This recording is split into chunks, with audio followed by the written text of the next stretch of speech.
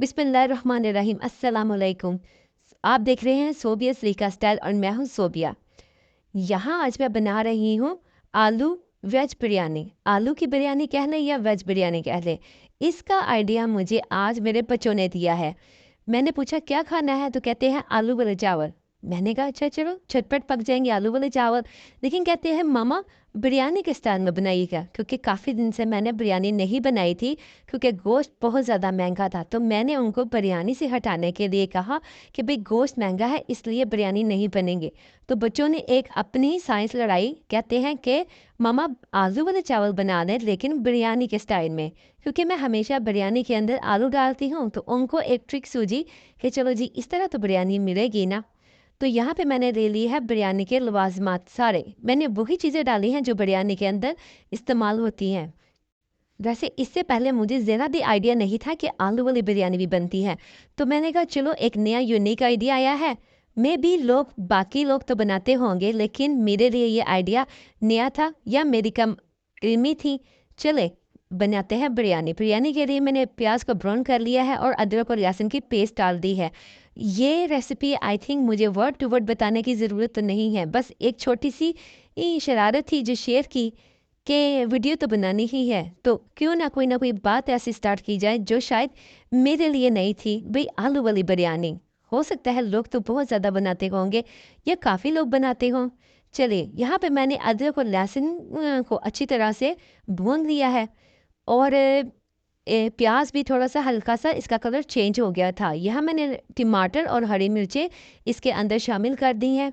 इसको भी मैं थोड़ा सा भूनूंगी, बहुत ज़्यादा कुक नहीं करूँगी, बस इसको हल्का हल्का चलाती जाऊंगी ताकि ये टमाटर जो है वो थोड़े से सॉफ्ट हो जाएं। और फिर इनको मज़ीद नरम करने के लिए मैं इसके अंदर थोड़ा सा पानी भी ऐड करूँगी ताकि टमाटर जो है वो थोड़े से नरम हो जाए और थोड़े से गल जाएं।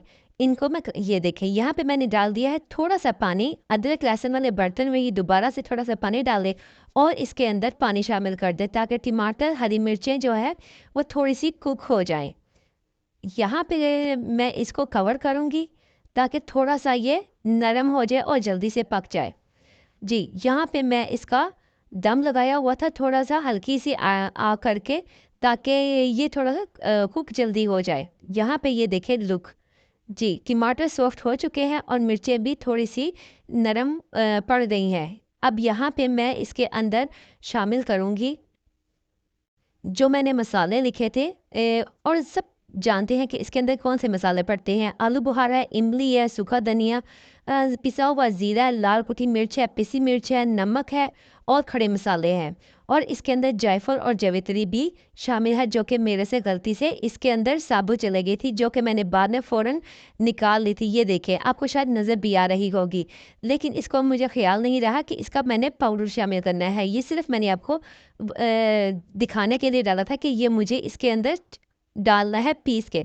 चलें, अब इसको मैंने अच्छी तरीके से भून दिया है तमाम मसालों को, और थोड़ा सा मैं इसको पकाने के बाद इसके अंदर ये देखें टमाटर अभी भी थोड़े से मेरे हार्ड हैं, इनको मैं थोड़ा सा मज़ीद गलने के लिए रखूँगी ताकि ये थोड़े से नरम हो जाए। थोड़ी देर पकाने के बाद और अच्छी तरह से मिक्स करने के बाद मैं इसके अंदर मज़ीद शामिल करूँगी थोड़ा सा पानी, ताकि ये जो मसाले जल जल रहे थे, थोड़े थोड़े से मुझे स्मेल आ रही थी कि मसाले नीचे लग रहे हैं। थोड़ा सा पानी डालने से मसाले जो हैं वो ज़्यादा बेहतर कुक हो जाते हैं और नीचे भी नहीं लगते। ढक्कन मैंने दोबारा से दे दिया था ताकि टमाटर में जो कसर रह गई है वो थोड़ी सी पूरी हो जाए। जी यहाँ पे देखें अच्छा सा मसाला जो है वो ग्रेवी जो है वो बिरयानी की रेडी हो गई है। सेम इस स्टेज पे जहाँ पे हम चिकन शामिल करते थे वहाँ पे मैं कच्चे आलू इसके अंदर शामिल कर दूँगी। इसको अच्छी तरह से थोड़ी देर पकाने के बाद बिल्कुल थोड़ी सी 1 या 2 मिनट के लिए मैंने इसको पकाया था। जी ये देखें कितनी अच्छा सा उसका घी जो है वो ऊपर आ चुका है और कलर भी देखिए कितना खूबसूरत लग रहा है। यहाँ पे मैं दे दूँगी इसको दम ताकि आलू जो है वो अच्छे तरीके से नरम पड़ जाए। दूसरी तरफ मैंने बड़े से देचके के अंदर पानी रख लिया है चावलों को बॉयल करने के लिए, क्योंकि मुझे बिरयानी बनानी थी आलू वाली बिरयानी ही सही, लेकिन मुझे इसको बिरयानी के स्टाइल में ही बनाना था लेयर लगा के। यहाँ पे मैंने शामिल किया है दही। दही को आपने कच्चे आलू के साथ नहीं डालना। हमेशा दही को आलू डालने के बाद डालना है। जब आलू तकरीबन 95% गल चुके हों और सिर्फ थोड़े से 5% कच्चे हों, तब आपने इसके अंदर दही ऐड करना है। और यहाँ पे मैंने डाला है बिरयानी मसाला। मैंने यहाँ पे नेशनल का बिरयानी मसाला इस्तेमाल किया। अगर आपके पास घर का बना हुआ मसाला है तो आप उसको वो भी यूज़ कर सकते हैं। भी ज़रूरी तो नहीं कि हर टाइम इंसान घर में हर चीज़ बना के रखें। कुछ ना कुछ चीज़ तो रेडीमेड भी बना लेनी चाहिए, ले लेनी चाहिए, क्योंकि थोड़ा सा टाइम बचता है। यहाँ पे मैंने डाली है पिसी हुई कसूरी मेथी। इसके साथ बहुत ही अच्छा बिरयानी का फ्लेवर आता है। मैं चने वाले चावल बनाऊँ, आलू वाले चावल या फिर बिरयानी। और एक बात और, अगर मैं यखनी पुलाव भी बनाऊँ तो मैं उसके अंदर भी पिसी हुई सूखी मेथी, ये जो कसूरी मेथी होती है, वो लाज़मी शामिल करती हूँ। इससे बहुत ही अच्छा अरोमा आता है।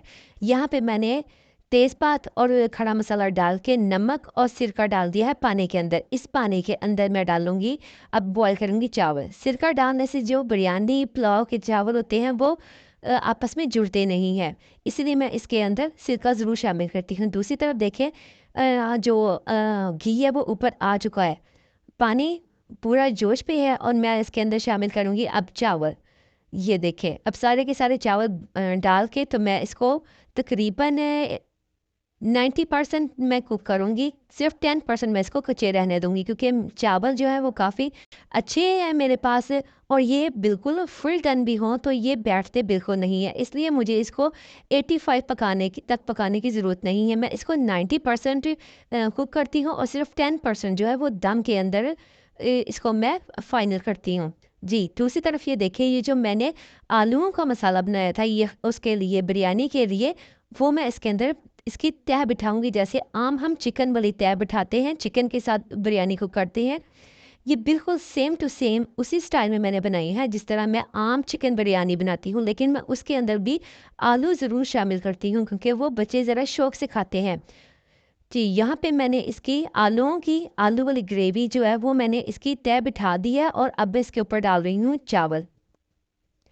बिरयानी बहुत ही मज़े की बनी थी और बच्चों ने बहुत ही लाइक की। लेकिन मेरा छोटा बेटा बार-बार पूछ रहा था, मम्मा इसके अंदर बोटी कहाँ है? मम्मा इसके अंदर बोटी किधर है? तो मैंने कहा कि आप जब लास्ट बाइट लोगे तो बोटी नज़र आएगी। इसी चक्कर में वो सारी बिरयानी फिनिश की उसने कि बोटी कहाँ है? और उसको शौक भी था कि बहुत शौक से वो बोटी खाता है, लेकिन क्योंकि इसके अंदर बोटी नहीं थी तो उसको बहुत बाद में मायूसी सी हुई कि मम्मा मैंने लास्ट बाइट भी खा ली है लेकिन मुझे बोटी नज़र नहीं आई है। तो बच्चों के साथ छोटी-मोटी शरारतें करते ज़िंदगी बहुत ही खूबसूरत लगती है। इतनी ही खूबसूरत जितनी ये चावल ज़र्दा रंग के साथ खूबसूरत लग रहे हैं। ऊपर से मैंने डाला है थोड़ा-सा केवड़ा ताकि इसका अरोमा अच्छा-सा आ जाए। जी, फीडबैक ज़रूर दीजिएगा और मेरी बातों को ज़रूर लाइक किया करें। छोटी-छोटी सी बातें होती हैं, ज़िंदगी को खूबसूरत बना देती हैं। ज़िंदगी काफ़ी मुश्किल है, लेकिन ये जो बातें होती हैं, ये बातें ही हैं जो इंसान का जो अंदर का गम है, उसको भूलने में मदद करती हैं। इंसान जितना बातें शेयर करता है, उतना ही अपने आप को हल्का-फुल्का सा महसूस करता है। बिरयानी बनाना तो तकरीबन हर किसी को ही आता है, लेकिन मकसद यहाँ पे वीडियो बनाने का बातें शेयर करना था, क्योंकि मुझे तो बातें ही अच्छी लगती हैं, जैसे ये मेरी बिरयानी